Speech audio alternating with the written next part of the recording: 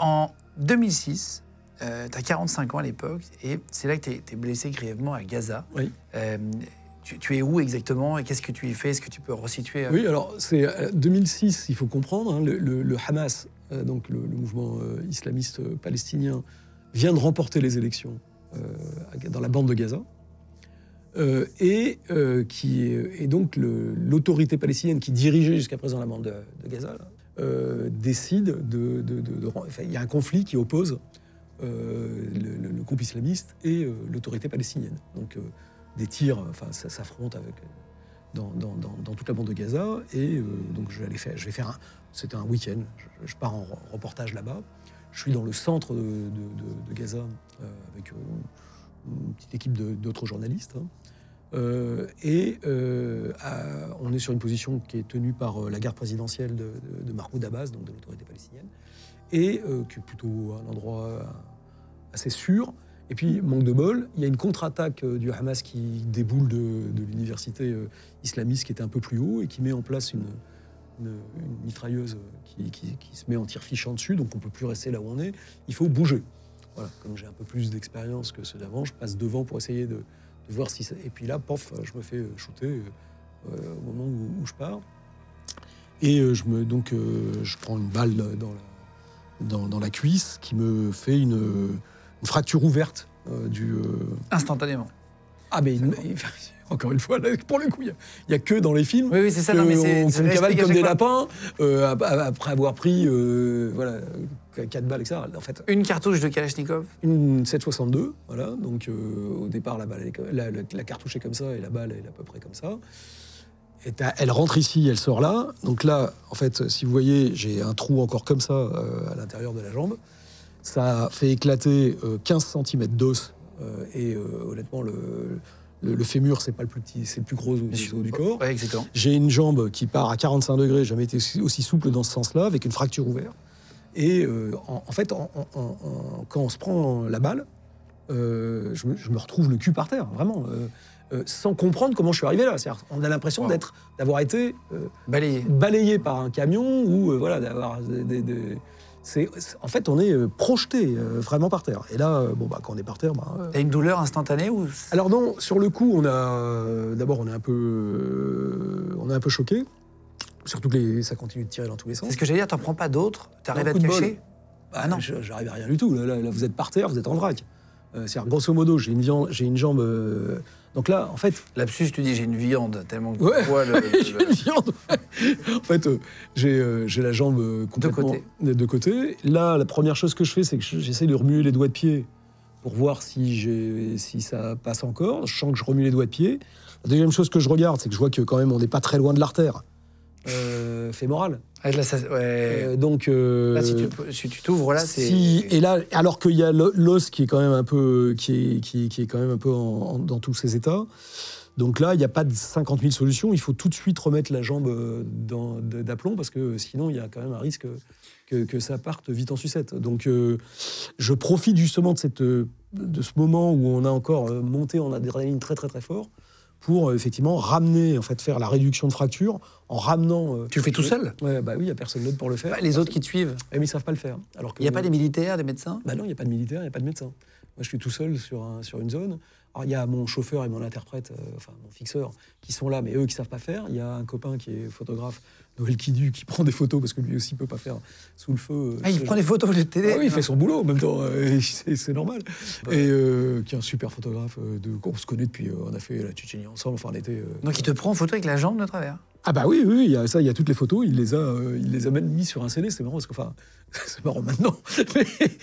Donc quand je ramène ma jambe, là on douille, là on gueule bien, après je me fais une attelle, en fait, des deux jambes, la jambe blessée sur la jambe valide, et après je me fais mon point de compression pour pouvoir être dégagé. T'avais appris à faire ça? Oui, alors moi, depuis la Bosnie, en 92, où on a eu quand même beaucoup de blessés et de morts, on a décidé à plusieurs journalistes. Donc on a une association qui s'appelait l'Association des journalistes de défense. On a été voir les militaires pour voir avec eux s'ils pouvaient nous aider à monter un stage de formation, justement, sur les premiers secours au combat, sur les effets des armes, sur les déplacements sous le feu. Voilà. Et donc ils nous l'ont fait, on fait ce stage au Centre national d'entraînement commando à Collioure, 2 fois par an. Ok. Et qui permet justement d'apprendre et de renouveler ces gestes de premier secours ensuite. Et ça, c'est vraiment important. Que ça soit frais toujours et continuer de les pratiquer. C'est pas au moment où on se prend le choc, qu'on est en vrac et qu'on va réinventer les gestes simples. Donc ça, c'est du drill. C'est plus on a répété et plus c'est automatique. On a dans la tête, on a la fiche, on sait ce qu'il faut faire. Et ça doit être un acte réflexe. Tu te fais un garrot tout seul?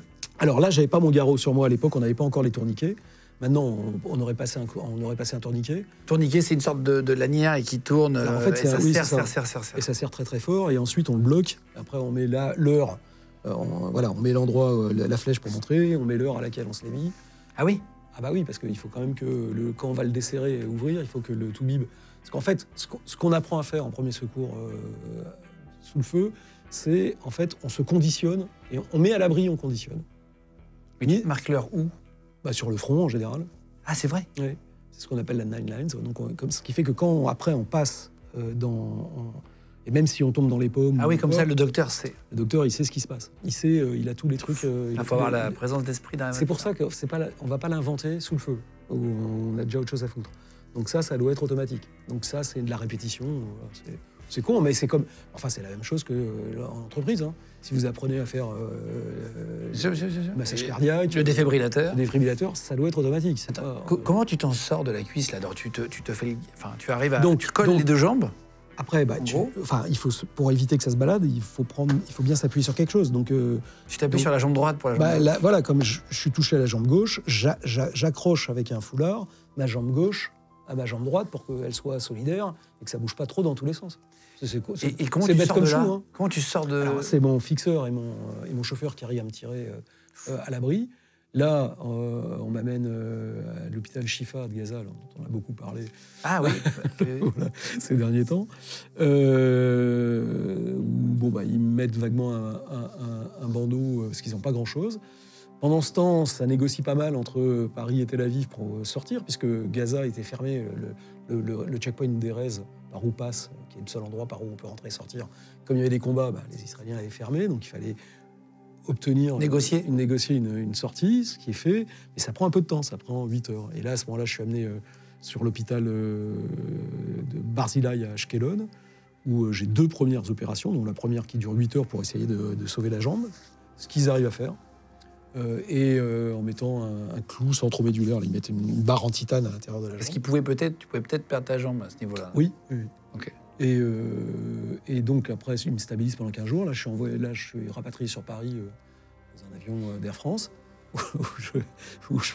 Tu rentres avec un vol? Alors, ils mettent mon brancard à l'arrière sur 3 sièges. Sur 3 sièges. Ah, wow. Sur le dessus des 3 sièges. Sous les coffres à bagages. Tu as mal, c'est intéressant parce que tu sais que tu avais pas mal. T'as mal de chien après. T'as mal à partir de combien de temps quand tu as. Ça va vite. Non, ça va super vite. Après, tu as mal. Et j'ai eu ma première injection de morphine 8 heures après. J'en pouvais plus. En 8 heures, t'as rien eu? Non, j'ai rien eu et j'avais perdu 3 kilos de sang. Ça fait quand même, là, je commençais à être pas bien du tout. Fatigué. Ouais, enfin, limite même plus que fatigué. Tu t'endormais, quoi. Ça a commencé à être chaud patate. Donc, tu perds 3 litres de sang? Non, 3 kilos. C'est 3 poches. Ah oui, ça doit être 1,5 litre. 1,5 litre? Ouais. Donc, merci. Donc, mais ce qui est déjà pas mal. C'est déjà beaucoup.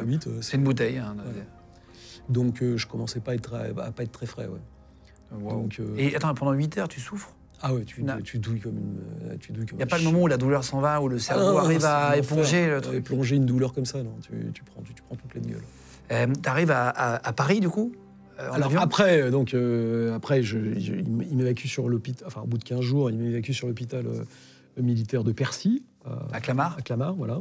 Où là, j'ai 2 nouvelles opérations et surtout ils me mettent en rééducation parce que il faut que je réapprenne à nager et à marcher. Oh là là. Ouais. Combien de temps? Alors en tout 6 mois, donc 4 mois et demi à plein temps, 7 heures par jour. Waouh. Tu récupères, là tu marches complètement. Oui, alors au début, il disait si tu reprends 20 degrés, tu pourras faire les escaliers, puis oui, maintenant, voilà. Donc, oh là là. Mais ça se voit. Sur ta cuisse, tu as toujours une marque. Ah ouais, il y a un énorme trou là. Mais bon, il faut bourriner, et ça fait mal, c'est dur, mais c'est comme ça qu'on récupère. Encore une fois, moi, mon objectif, c'était de repartir en reportage. Donc, dès le premier jour, je me suis dit, en avant. Et donc, voilà, il n'y a que ça, en fait.